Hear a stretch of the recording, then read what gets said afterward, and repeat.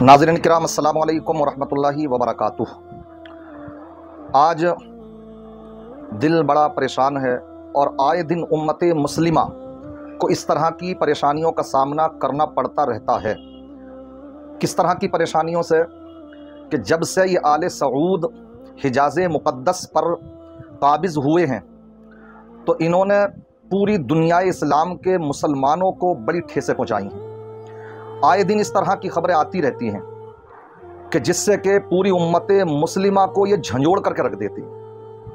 ऐसी ये खबर आ रही है कि ये मोहम्मद बिन सलमान, इसके घर वाले जैसे ही मस्जिद नबवी में जाते हैं, एंट्री करते हैं, या और कोई ख़ास लोग, तो रोज़े रसूल तक गाड़ियों की एंट्री होती है। मस्जिद नबवी में किस अंदाज में ये गाड़ियों का काफ़िला जा रहा है, देख रहे हैं आप। और इन्हें तस्वीरों को देख करके हर ईमान वाला परेशान है कि आखिर ये हो क्या रहा है। हदीसों में तो अरब वालों की तारीफ़ ही करने का हुक्म है और यही दुनिया को पढ़ाया भी गया। लेकिन एक बात आज समझ में आती है कि एक मौके पर आका ने इरशाद फरमाया था, वैलुन लिल अरब मिन शर्रिन कद इक़तरब। क्या मतलब कि उन अहले अरब के लिए हलाकत हो जो वहाँ पर शर जैसी चीज़ों को अंजाम दें। इससे बढ़कर के और शर क्या हो सकता कि जो रोज़े रसूल तक एंट्री कर रहे हो गाड़ियों को ले जाकर के, ये दिरहमो दीनार के पुजारी, जिन्हें अगर आज ये दौलत नसीब है तो ये मेरे आका के कदमों का सदका, वरना उस अरब में सिवाय पानी के और था क्या। लेकिन मेरे आका जब तशरीफ़ लाए तब से वहाँ का नक्शा ही पलट गया। मेहनतें मेरे आका ने की, सहाबा ने मशक्क़तें उठाई और उस दीन को 1400 साल के पीरियड में आज कहाँ से कहाँ वो पहुँच चुका। आज उस इस्लाम को और उस दीन को पामाल करने में लगे हुए हैं। वो रोज़ा रसूल, वो प्यारे आका की बारगाह जिसके बारे में सूरह हुजरात की आयत करीमा आज भी बावाज़ बुलंद ऐलान कर रही है। कुरान फरमा रहा है, मेरे आका की बारगाह के अदब कुरान सिखा रहा है, अल्लाह सिखा रहा है। या अय्युहल्लज़ीना आमनू ला तरफ़ऊ अस्वातकुम फ़ौक़ सौतिन नबिय्य वला तजहरू बिलक़ौलि कजहरि बादिकुम लिबाद अन तहबत अमालुकुम व अंतुम ला तशऊरून। के ईमान वालो, तुम अपनी आवाज़ों को नबी की आवाज़ पर बुलंद ना करो। जहां आका की बारगाह में आवाज़ को बुलंद करने पर भी पाबंदी हो, आज वहां तक गाड़ियां लेकर के जाई जा रही हैं। आका को कितनी तकलीफ हुई होगी, कोई लगा सकता है इस बात का अंदाजा। तो ये खिताब अल्लाह ने ईमान वालों से कहा कि जो दाखिले ईमान हैं, अगर तुमने वहां आवाज़ें बुलंद की, आका की बारगाह में बेहुरमती की, तो याद रखना अंतहबत अमालुकुम व अंतुम ला तशऊरून, तुम्हारे आमाल बेकार कर दिए जाएंगे, ज़ाय कर दिए जाएंगे, तुम्हें पता भी नहीं लगेगा।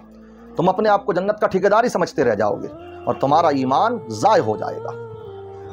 आज मैं सवाल करना चाहता हूं, वहां पर रियालों पर पलने वाले जो मुफ्ती हैं, जो वहां के इमाम हरमैन शरीफैन हैं, जो मिलाद शरीफ पर आका का मिलाद अगर अहले सुन्नत वल जमात करें तो शिर्क और कुफ्र के फतवे उन्हें नजर आते हैं। आज वो गूंगे और बहरे बने बैठे हैं। कहां गया, कौन से भट्ट में जाकर के घुस गए हैं। आज जिम्मेदारी बनती है हर उस आलिम की जो अपनी इस्तिताअत के मुताबिक इस आवाज को बुलंद कर सकता है तो वो करे, वरना कल क़यामत के दिन आका से शफाअत की उम्मीद ना रखे। ये हो रहा है वहां पर। क्या नहीं किया इन्होंने, पूरी उम्मत मुस्लिमा के सर को शर्मिंदगी से नीचे झुका करके रख दिया इन्होंने। अगर आज हमारी मस्जिदों के अंदर कोई गाड़ियां घुसेड़ना शुरू कर दे तो हम कुछ कह सकते हैं वहां पर? होंगे कैसी बातें करते हो आप, इमाम हरमैन शरीफैन तो खामोश रहे, मस्जिद नबवी में गाड़ियां तक चली गई, आका के रोज़े रसूल तक वहां तक गाड़ियां गई, कैसी बात करते हैं आप। तो पूरी उम्मत मुस्लिमा के उलमा को भी परेशानी में डाल दिया इन दज्जालों ने। इन लोगों से क्या उम्मीद की जा सकती है कि जिनको बात बात पर शिर्क और कुफ्र के फतवे नजर आते हैं, मगर एक सिटी ऐसी बसा रहे हैं ये वहां जहां पर कोई दीन की बात नहीं कर सकता, वहां पर शरीयत की बात नहीं हो सकती, वहां कोई आजान की आवाज बुलंद नहीं की जा सकती, वहां कोई कुरान की तिलावत नहीं हो सकती। हम इसलिए बोलते हैं वहां के ताल्लुक से कि वो जगह है कि जिसको तहारत का, नजाफत का गुस्ल मेरे आका ने दिया है। ये वो जगह है जहां पर कि कुरान नाजिल हुआ है। یہ وہ جگہ ہے جہاں پر کہ صحابہ کرام نے قرآن کو اپنی نگاہوں سے اترتے ہوئے دیکھا ہے۔ مگر یہ محمد بن سلمان جب سے یہ یہودی براجمان ہوا ہے وہاں پر، اس نے پوری یہودی کلچر کو وہاں پر پھیلانے کی ٹھان رکھی ہے گی۔ آج پوری دنیا کے علماء کو، پوری دنیا کے اسلامک ممالک کو اٹھنا پڑے گا اور یہ آواز حق بلند کرنا پڑے گی کہ وہ فرانس کہ جہاں کا راشٹرپتی آقا کے خاکے بنوا کر کے اس طرح سے تقسیم کرتا ہے، آقا کی شان میں گستاخی کرتا ہے، تو ایسوں کو یہ سینے سے لگاتے ہیں، بلا کر کے اسی حجاز مقدس میں، اسی پیارے آقا کے شہر میں اس کو ایوارڈ سے نوازتے ہیں یہ لوگ۔ افسوس ہوتا کیا ہو گیا، ایسا لگتا ہے ان کے ان عملوں کی بنیاد پر یہ زمین کہیں پھٹ نہ جائے۔ آج میں پیغام دینا چاہتا ہوں، محرم الحرام کا مہینہ چل رہا ہے، آج بہت سے ایسے یزیدی کتے آئے دن اس طرح کی آوازوں کو اٹھاتے ہیں جو یزید کی حمایت میں بولتے نظر آتے ہیں۔ آج تک اہل سنت والجماعت ان باتوں کو کہتے رہے، وہ یزید وہ بدبخت انسان ہے کہ جس کے پیشانی پر آج بھی یہ داغ ہے کہ اسی کمینے نے اپنی فوج کو یہ حکم دیا تھا کہ مسجد نبوی کے اندر گھوڑے باندھے گئے، ممبر نور پر جہاں آقا خطبہ دیا کرتے تھے، بیٹھا کرتے تھے، تو وہاں پر گھوڑے باندھے گئے، اونٹ باندھے گئے، وہاں لید اور پیشاب کرائے گئے۔ اس مسجد نبوی کی بے حرمتی اس انداز میں کی گئی تھی۔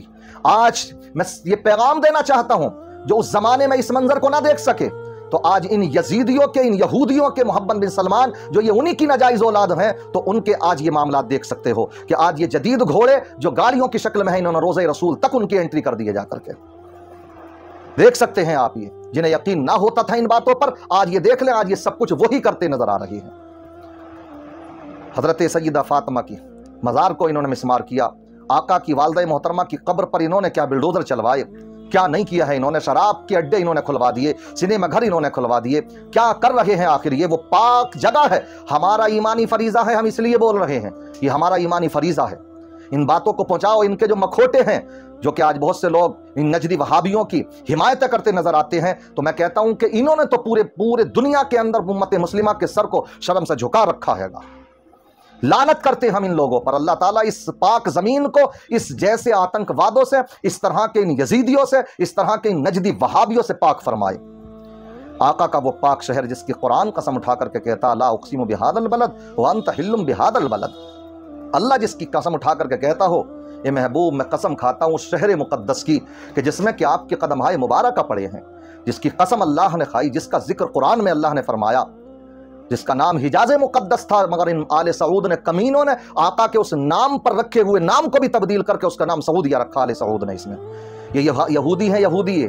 ابھی میں ایک آرٹیکل پڑھ رہا تھا تو اس میں لکھا ہوا تھا کہ محمد بن سلمان نے اس بات کو تسلیم کیا کہ ہم نے وہابیت کو یہودیوں کی فنڈنگ کے بلبوتے پہ پھیلایا ہے، ہمیں اس میں فنڈنگ کی ہے یہودیوں نے۔